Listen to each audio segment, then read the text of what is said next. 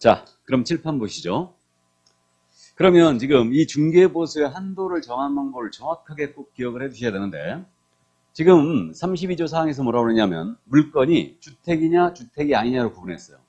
물건이 주택인 경우와 주택이 아닌 경우로 나눠서 주택에 대한 중개보수는 어떻게 정한다고 그랬냐면 국토교통부령이 정하는 범위 안에서 세부 내용은 뭐로 정한다고요? 시도 조례로 정합니다. 그러니까 우리 개혁공사는요, 주택에 대한 중개보수에 대해서는 최종적으로 시도 조례가 정하고 있는 범위를 절대 초과하면 안 돼요. 근데 주택이 아닌 물건, 나머지 물건들, 주택에 대한 나머지 물건들은 그 한도를 국토교통부령으로 직접 정하고 있답니다. 이거는 조례로 위임된 사항이 아니에요. 이걸 주의해야 돼요. 그래서 주택이 아닌 상가나 토지나 임목 공장재단, 광업재단에 대한 중개보수는 우리 국토부령이 직접 정하고 있는 거죠. 주택에 대해서는 세부 내용을 시도조례가 정하고 있는 거예요. 그래가지고 요게 주택에 대한 중개보수의 한도가 바뀐 거예요. 그래갖고 국토부령이 정하는 범위라는 게 일방으로부터 받을 수 있는 한도 체계의 도유는 일방으로부터 별표 1이 정하는 바에 따른다 그랬어요. 별표 1이 정하는 바에 따른다. 그럼 이거는 잠시 후에 국토부령이 정하는 범위에 대해서 이제 우리가 살펴볼 거고요. 그럼 여기 이제 주택이 아닌 물건 있잖아요. 이건 우리 국토부령이 직접 정하고 있는데 요건 그래서 암기하고 있어야 돼요. 요거는 국토부령 사항이니까. 그럼 국토부령에서 일방으로부터 받을 수 있는 한도로서 주택이 아닌 물건은 다시 두 가지로 나눴어요. 물건이 오피스텔인 경우와 오피스텔이 아닌 경우로 나눴습니다. 이렇게. 그러면 오피스텔에 대한 이 중개보수의 한도는 모든 오피스텔에 대한 게 아니에요. 전용 면적 기준했죠. 전용 면적을 기준으로 해서 85제곱미터 이하이고 전용 입식부엌과 화장실 이걸 갖춘 걸 얘기합니다. 그럼 전용 면적이 85제곱미터는 감이 안 옵니다. 면적이 어느 정도 되는지. 그럼 85제곱미터를 평으로 환산하면 이게 몇 평 정도 되는 거예요?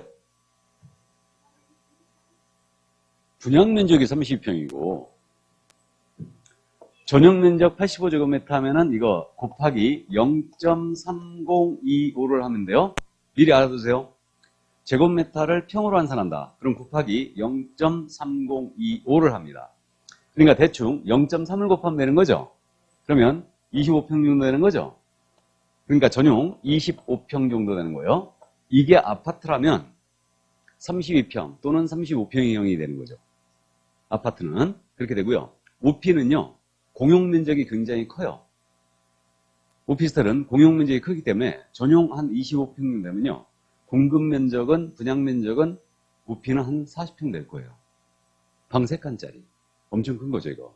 그래서, 오피스텔 전용 85제곱미터 이하짜리 전용 입식부엌과 화장실 등을 갖춘 걸 얘기해요. 근데 오피가 입식부엌과 화장실 없는 게 있나요? 다 있죠? 다 있습니다. 어쨌든 그래서 이렇게 85제곱미터 이하짜리라 그러면 이때는 이 오피스텔의 매매 교환 계약 했잖아요. 매매 교환 계약은 일방으로부터 거래금액의 1,000분의 5를 한도로 한다. 그럼 1,000분의 5라는 것은 0.5%를 얘기하죠. 0.5% 가고 있고 임대차 등이었어요. 이 오피스텔의 임대차 등 이런 경우는 거래금액의 1,000분의 4 이건 0.4%. 그러니까 OP 85제곱미터 이하짜리 전용 매매 교환은 0.5 임대차 등은 0.4%예요. 이건 일방이죠 지금. 그럼 쌍방을 모두 중개했다. 그럼 이걸 양타쳤다고 그러는데 쌍방을 모두 중개했다면 85제곱미터 이하짜리 이거는 1%가 되는 거죠. 그 다음에 임대차 등은 0.8%가 되는 겁니다. 쌍방 모두를 중개했다면. 그래서 일방으로부터 0.5, 0.4 이렇게 돼 있고요. 이게 원래 다 0.9였어요. 근데 반값보수 만들어 놓은 거예요 이게. 반토막 내버린 겁니다. 자, 그럼 이 오피스텔을 제외한, 이 주택을 제외한 나머지 물건들. 그럼 나머지 물건들은 뭐가 있냐면 상가가 있죠. 토지도 있죠. 임목도 있죠. 공장재단도 있고 광업재단도 있습니다. 그러면 이 오피를 제외한 거, 그러니까 85제곱미터를 초과한 것도 물론 포함인데 이것은 나머지 중개사물에 대해서는 매매교환 임대차의 구분도 없고요. 거래 금액 구분도 없어요. 없이 일방 최고 몇 프로? 0.9% 가요. 그럼 상가의 매매를 중개했어요. 일방 최고 0.9%. 임대차를 중개해도 일방 최고 0.9%예요. 그러니까 상가 토지가 짭짤합니다. 이게.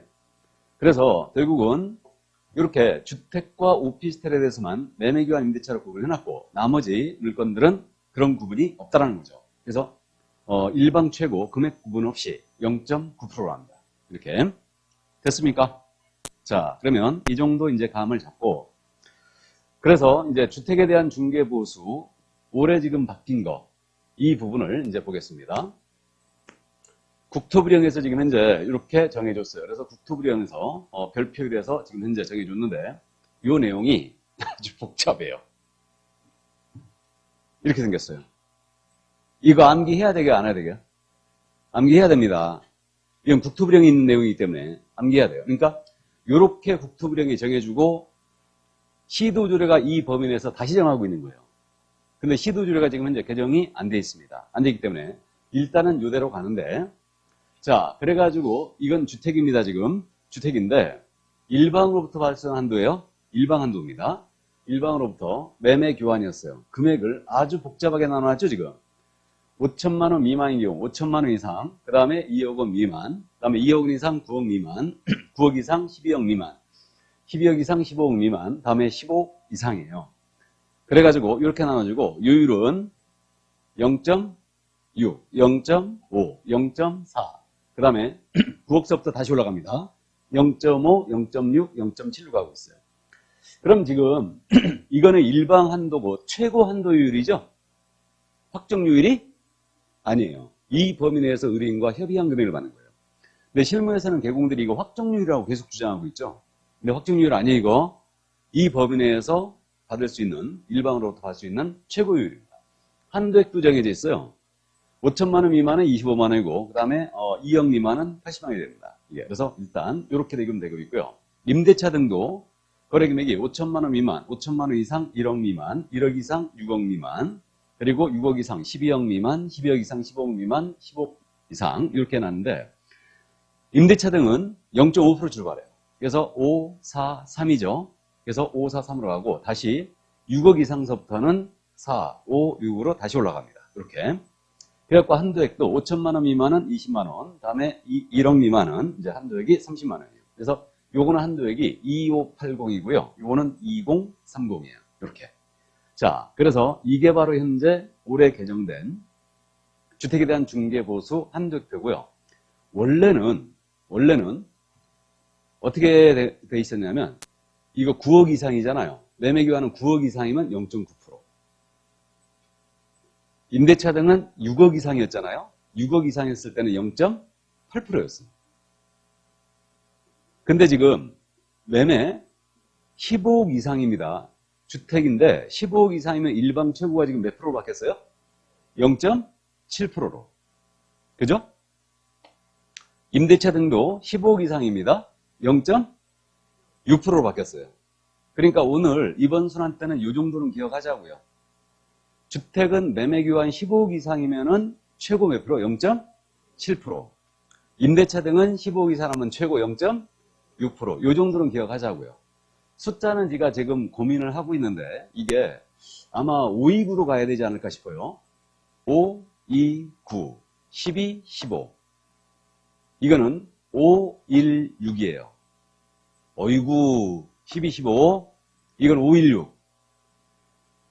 임대차는 516으로 가고 있고 이건 12, 15예요. 이렇게 되어 있고 요율은 매매교환은 0.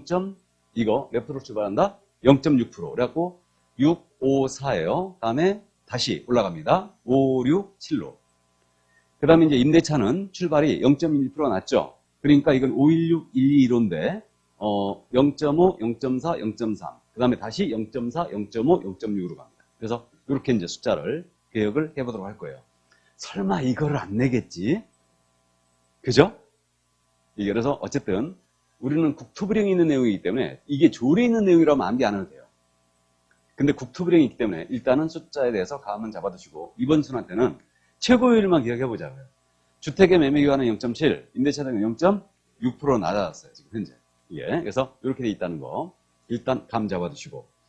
자, 그래서 이게 바로 이제 중개보수 한도액 표였습니다. 이게 중개보수 한도액 표였고. 그러면 우리는 이거를 적용하는 방법을 또 알고 있어야 돼요. 적용 방법을. 그래서 적용 방법은 일단은 우리는 일방한도 체계거든요. 일방 한도 체계이기 때문에 만약에 쌍방 모두를 중개했다. 쌍방 모두를 중개했다면 쌍방으로부터 각각 받을 수 있겠죠. 이게 이제 양타라고 그랬고요.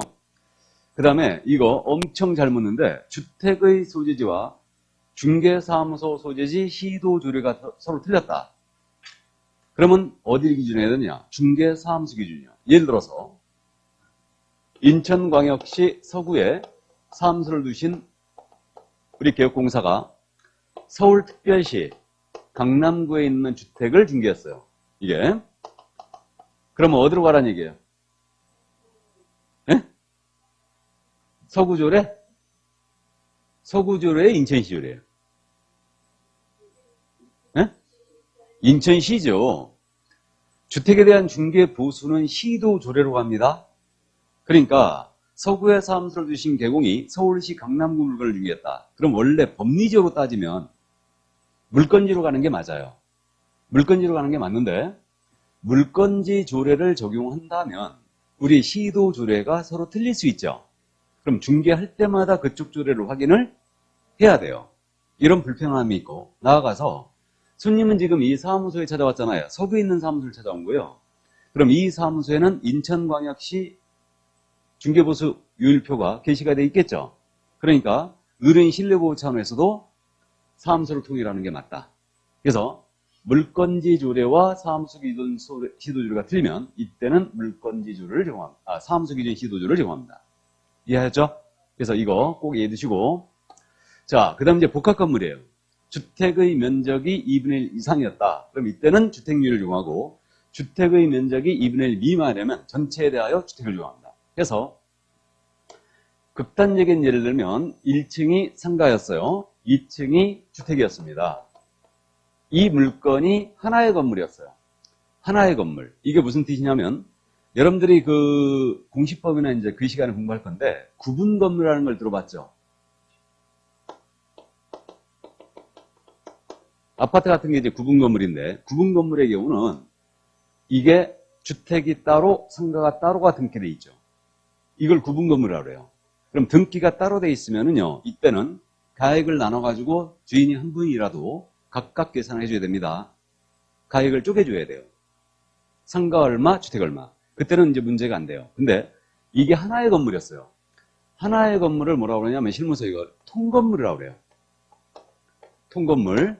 그럼 이게 구분 건물이 아니라는 얘기죠. 단독 건물이라는 얘기예요. 그럼 이러한 경우는 상가의 요율이 틀리고 주택률이 틀리지 않습니까? 그럼 이 물건 중개하게 되면 어떻게 보수를 받아야 되냐? 이 문제예요. 그래서 이게 통건물이라면 이때는 주택의 면적을 기준으로 했어요. 그래가지고 주택의 면적이 2분의 1 이상이었잖아요. 2분의 1 이상이었다면 전체에 대하여 주택으로 갑니다. 그러니까 주된 용도로 가라는 뜻이죠, 지금. 근데 왜 주택을 기준으로 했는지 잘 모르겠는데 어쨌든 주택의 면적이 2분의 1 이상이라면 전체에 대해 주택으로 갑니다. 그럼 주택의 면적이 2분의 1 미만이라면 전체에 대해 뭘로 가야 된다? 상가로 가야 된다. 그럼 극단적인 예를 들면 주택의 면적이 50제곱미터였고 상가의 면적도 50제곱미터였어요. 둘이 같았다. 같다면 어디로 가야 돼요? 주택으로 가야 되죠. 같다면 주택으로 가야죠. 2분의 1 이상이라 했으니까. 맞죠? 그렇게 합니다. 그래서 같다면 주택으로 가요. 그러니까 주택의 면적이 2분의 1 미만이라면 이때는 상가의 전체로 상가로 적용합니다. 이해하셨죠? 이렇게 돼요. 이거 실제 사용 용도예요. 건축물 대장상 용도예요. 우리는 대장상 용도로 갑니다. 보수 계산할 때. 실제 사용으로 가는 게 아니에요. 근데 이거하고 여러분들이 세법하고 헷갈리면 안 돼요. 세법은 실질과세라고 그래요. 그러니까 세법은 대원칙이 실질과세 원칙이에요. 그렇기 때문에 세법은 실제 용도로 갑니다. 실제 용도로. 그러니까 오피스텔을 만약에 주택으로 쓰잖아요. 주거용으로 쓰면 그건 주택으로 봐요. 세법에서는. 근데 우리는 여전히 오피스텔로 봅니다. 뭔 말인지 아셨죠? 그러니까 우리는 대장상 용도로 간다. 그러니까 대장상 용도가 주택의 면적이 2분의 1 이상이었다. 그럼 전체로 주택으로 갑니다.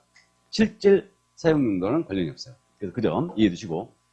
자, 그 다음에 이제 우리 그 연간 매출액이 4,800이 넘어서면 일반 과세자로 돈다고 그랬죠? 기억나요? 우리 연 매출이 4,800만 원을 넘어서면 일반 과세자로 돌아요. 그럼 일반 과세로 돌면요. 부가치세 납부의무가 있거든요. 그럼 중개보수 받을 때 부가세는 포함된 거다, 별도다? 별도죠. 이 한도액은 포함되어 있잖아요. 부가세는 별도로 합니다. 부가세 몇 프로예요? 10%입니다. 그래서 우리가 법정보수가 예를 들어서 한도액에 300만 원 나왔다. 그러면 30만 원 더 받아야 됩니다. 손님이 주겠어요, 안 주겠어요? 안 줍니다. 특히 개인 같은 경우는 잘 안 줘요. 근데 일반 사업자들 있죠? 상가 같은 경우는 다 주죠. 왜 그러냐면 상가 손님들은 다 과세자예요. 그러니까 부가세를 환급받을 수 있어요. 그렇기 때문에 전부 다 내는데 개인 같은 경우는 주택 같은 경우에 절대 부가세 잘 안 내려고 합니다. 이거. 그래서 그래도 우리는 부가세 신고 의무가 있기 때문에 4,800이 넘어서면 부가세는 별도로 가고요. 다음에 한도를 초과하는 중개보수 약정이에요. 이 약정은 한도를 초과하는 범위에서 무효라는 게 우리 판례예요. 그럼 이 얘기죠. 법정 한도가 예를 들어서 300만 원이었어요. 그러면 300만 원인데 500만 원 받기로 약정을 했습니다. 그럼 200만 원에 대해서만 무효라는 얘기죠. 전부가 무효가 되는 것은 아니에요. 그래서 200만 원 무효입니다. 그럼 그 약정에 따라 만약에 보수를 500만 원 받았어요. 이거 200만 원 반환해야 되나요? 반환해야 되죠. 그 약정이 무효니까. 그러니까 초과하는 한도 내에서만 무효입니다. 그렇기 때문에 이거는 반환을 해야 된다. 물론 처벌도 받겠죠. 이게. 자, 그다음에 중개보수 지급 시기는 이제 우리가 읽어봤는데 당사자 약정에 따릅니다. 개공과 의뢰인이 약정에 따라 지급을 하는데 그 시기를 약정이 없었다. 그러면 언제로 한다고요? 대금 지급이 완료되는 날. 그럼 대금 지급이 완료된 날은 어디란 얘기예요? 잔금이란 얘기죠. 맞죠? 이거 이론적으로 맞아야 틀려요. 잘못됐지. 이론적으로 잘못됐잖아요. 약정이 없다면 계약 체결 시 전액 지는 걸로 해야지 그냥. 중개 완성이 그때 된 거니까. 이해되세요? 그러니까 법은 논리 싸움이거든요. 논리 싸움인데 중개 보수는요. 뭐 여러분들 처음 강의를 들으시는데 이런 말 해서 죄송한데 법 논리적으로 설명이 너무 안 돼요. 설명이 안 됩니다. 그러니까 이거는 아예 누더기를 만들어 놨어요. 그러니까 누더기를 만들었다는 얘기가 이 집권자들이 국민들 눈치를 보면서요. 보수를 아주 짓꼴리는 대로 하는 거야. 이런 말 하면 안 되나? 그러니까 지 입맛에 맞는 대로 그냥 만들어 놓은 거예요, 이거. 그러니까 법 논리 설명이 안 되는 거예요. 그러니까 약정이 없다면 계약 체결시로 가야지. 무슨 잔금이야. 요 규정 없었거든요. 없었는데 요 규정이 딱 들어오면서 실무에서 어떤 일이 벌어졌냐면 손님들이 그럽니다. 요즘 젊은 사람들 얼마나 똑똑합니까? 인터넷 보고 다 알아보고 와요. 와가지고 그러는 거야. 약정이 없다면 이거 대금 지급이 완료된 날로 돼 있으니까 만약에 중간에 계약이 깨졌다. 지들 사정으로. 잔금 지급시로 돼 있으니까 안 줘도 되는 거 아니냐. 중간에 깨진 거니까. 이런 주장한다니까. 그럼 내가 흔히 하는 말. 주택을 확 찢어버려요, 지금. 그러니까 이게 법 논리적으로 설명이 안 돼요. 그러니까 어쨌든 보수 파트는 제가 이제 강의를 하고 있지만 실무를 하고 있는 선생으로서 아예 이거는 논리적으로 설명 자체가 안 됩니다. 아주 할 때마다 짜증난다니까 이거. 그러니까 이게 좋다 이거지. 그러니까 우리 협회 주장은 그거였어요. 더군다나 가장 큰 문제점이 이번에 개정하면서도 최고율로 가지 말고 확정률로 해달라 이거를.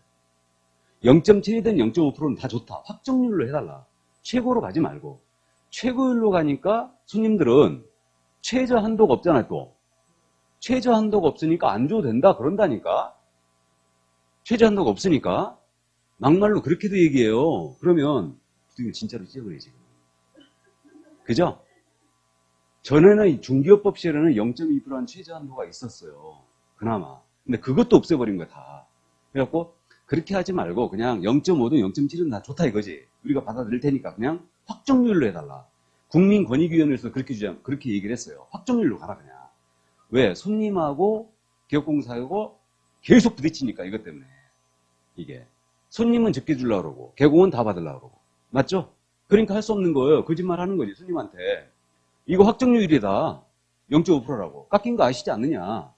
그래서 이거 그렇게 확정률이다. 그렇게 얘기해버리는 거예요. 무슨 말인지 아십니까? 그러니까 실무에서는 그렇게 한다고, 이게. 그러니까 안 깎고 주려고 그러지. 근데 이제 더군다나 플랫폼 그 업자들이 생기면서 덤핑을 해야 되고 있죠, 또. 0.2%. 막 이런 식으로. 그러니까 더 어려운 거지, 이게. 아주 뒤로워서 못 해먹겠다니까, 진짜.